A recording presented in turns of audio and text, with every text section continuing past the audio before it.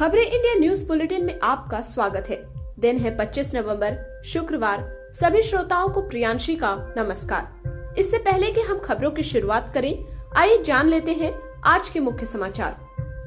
पश्चिमी उत्तर प्रदेश में प्रधानमंत्री नरेंद्र मोदी का आज बड़ा कार्यक्रम। ग्रेटर नोएडा में जेवर एयरपोर्ट का आज किया शिलान्यास।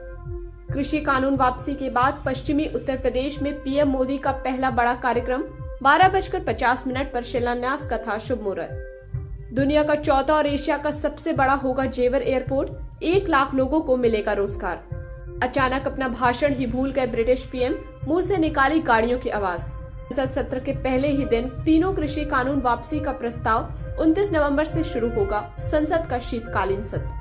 नोएडा इंटरनेशनल एयरपोर्ट के निर्माण के कारण 7,000 से अधिक परिवारों को होना पड़ा विस्थापित। मदद के लिए योगी सरकार ने दिया 3301 करोड़ रुपए का तोहफा। दिल्ली में प्रधानमंत्री मोदी से मिली बंगाल की सीएम ममता बनर्जी। करीब 32 मिनट तक चली मुलाकात। बंगाल की प्राकृतिक आपदाओं से निपटने पर हुई चर्चा। मुंबई में राज ठाकरे से मिले पूर्व मुख्यमंत्री देवेंद्र फडणवीस। रेलवे ने लोगों को दी बड़ी राहत, घटाया गया प्लेटफॉर्म टिकट का रेट। कानपुर के ग्रीन पार्क स्टेडियम में आज से भारत और न्यूजीलैंड के बीच पहला टेस्ट शुरू। खबरें इंडिया न्यूज बुलेटिन के डिजिटल कार्यक्रम में आपका स्वागत है। अब हम आज की कुछ महत्वपूर्ण खबरों को विस्तार से जानेंगे।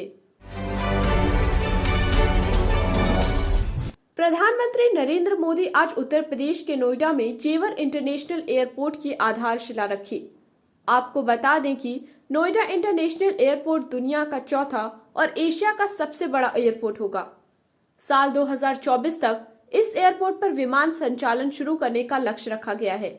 माना जा रहा है कि इस एयरपोर्ट के बनने से देश के एविएशन सेक्टर को बूम मिलेगा। साथ ही साथ उत्तर प्रदेश के विमानन क्षेत्र के लिए यह एयरपोर्ट बेहद अहम साबित होने वाला है। केंद्रीय नागरिक उड्डयन मंत्री ज्योतिरादित्य सिंधिया ने भी जेवर के नोएडा इंटरनेशनल एयरपोर्ट को देश के विमानन क्षेत्र के लिए बेहद अहम करार दिया है। सिंधिया ने कहा कि जेवर एयरपोर्ट देश के विकास में अहम योगदान देगा। यह एशिया का सबसे बड़ा एयरपोर्ट होगा। साथ ही इस एयरपोर्ट से 1 लाख से ज्यादा नौकरियां पैदा होंगी।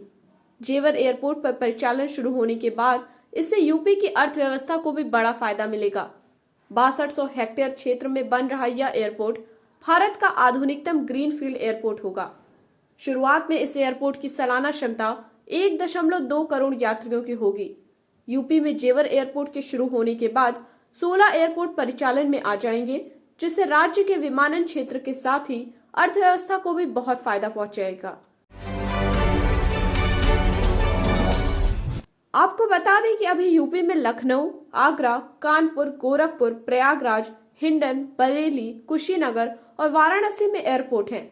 2022 में अलीगढ़, चित्रकूट, आजमगढ़, मुरादाबाद, श्रावस्ती और 2023 में मूरपुर और अयोध्या में भी एयरपोर्ट तैयार हो जाएंगे। नेता जब किसी मंच पर भाषण देना शुरू करते हैं तो कई बार ऐसा हो जाता है कि वो अपना भाषण भूल जाते हैं या उनके नोट्स खो जाते हैं। लेकिन क्या आप सोच सकते हैं कि ब्रिटेन जैसे शक्तिशाली देश का प्रधानमंत्री अपना भाषण भूल जाए और फिर अचानक से बच्चों के थीम पार्क की बात करने लगे और मुंह से गाड़ियों की अजीबोगरीब आवाज निकालने लगे।